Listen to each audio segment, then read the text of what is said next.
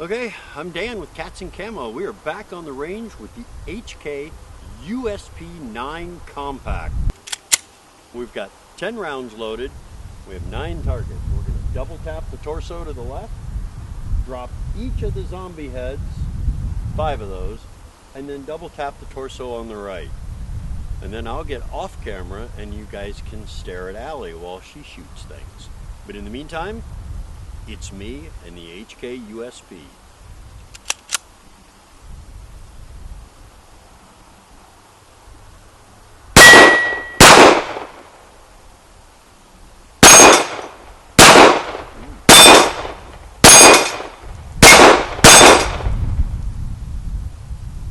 Look, Allie, I had your problem.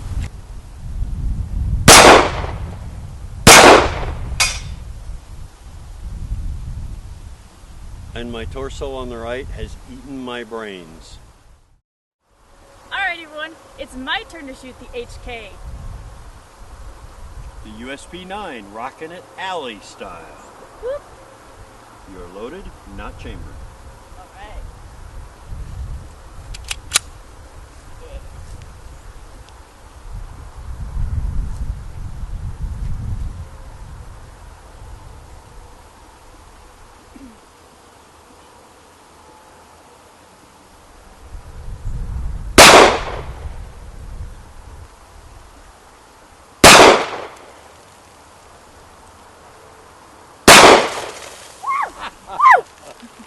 That got me. That was awesome.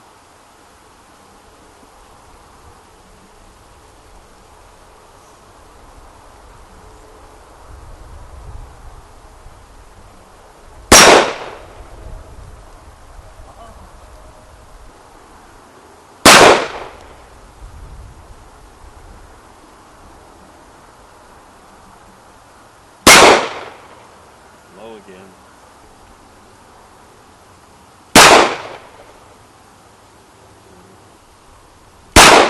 Nice. Woo. Allie picks up the 7-10 split.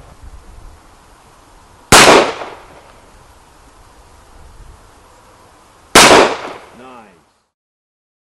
Alright, we are back from the range with our H&K USP 9. C. Compact. Sí, es la verdad. Worst Spanish in history.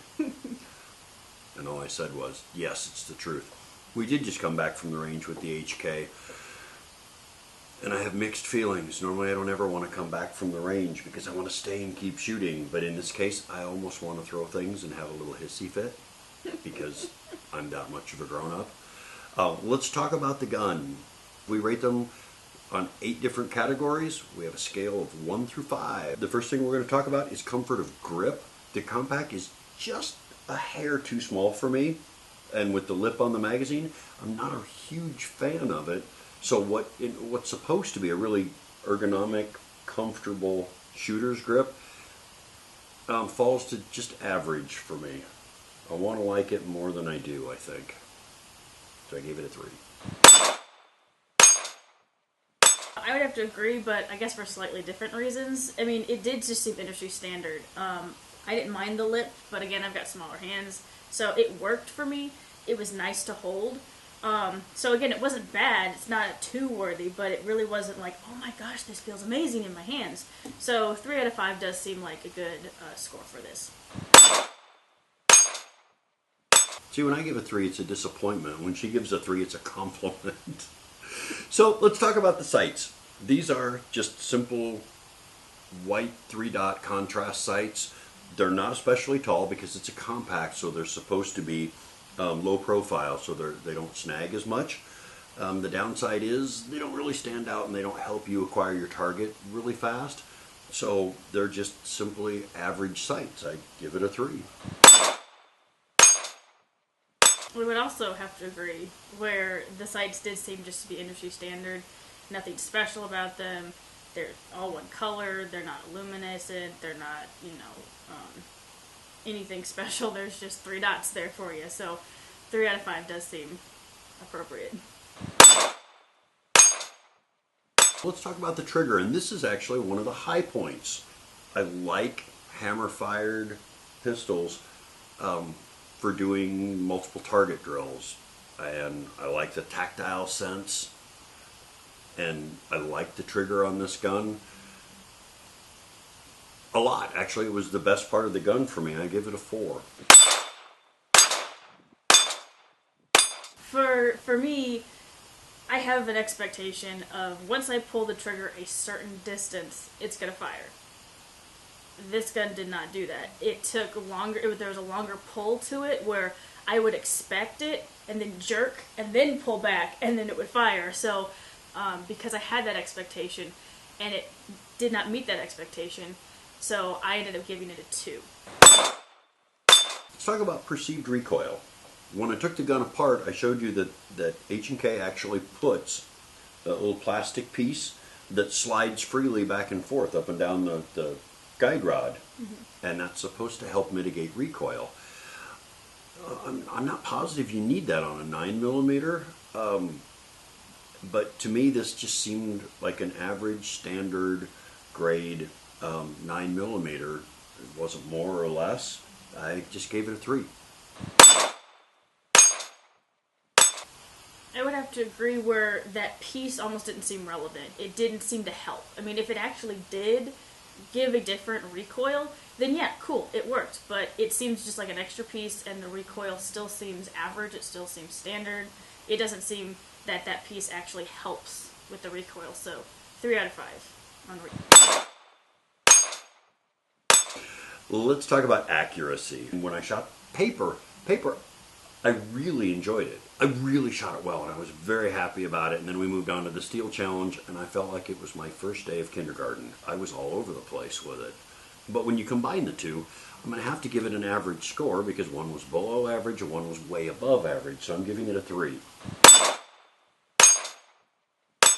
Well, for me, as I kind of mentioned earlier, the accuracy did seem to be off for me. And part of that I'll take onto myself as, again, new shooter. I was expecting the trigger to do one thing, flinching and then firing, or sometimes I might lean in too far to my shot. So, but because of those things, the accuracy was all over the place for me. It didn't seem to meet my expectations, and it brought my confidence level down a little bit with this gun, feeling less and less confident each time that I could actually do this. So because of that, I had to give it a 2. Let's talk about ease of reload. I love the paddle release that HK has. On the compact though, they made it, I feel, smaller than they needed to. So when you did push the lever, the magazine popped clear. It really dropped easily for me. And it was easy to reload and put the next magazine in. But the paddle lever is too small. And again, combine those two things. Above average on how clean it dropped, but below average on how well you find it. I gave it a 3. I agree that it's too tiny, and I agree that when you found it and were able to pop it, it did pop clean.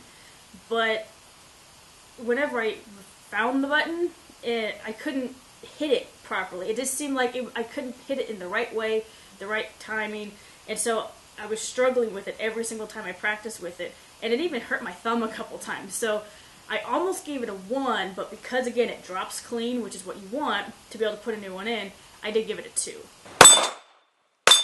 Let's talk about reliability. We put 3 different types of ammo through it, trying to get it to run clean. And it ran clean on my first 2 magazines, the 10 rounds.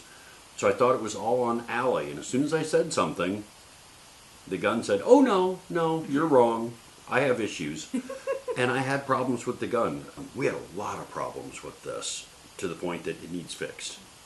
I'm going to clean it, see if I can't get it to do something better, and spend some time with it. Otherwise, it's going back to the factory.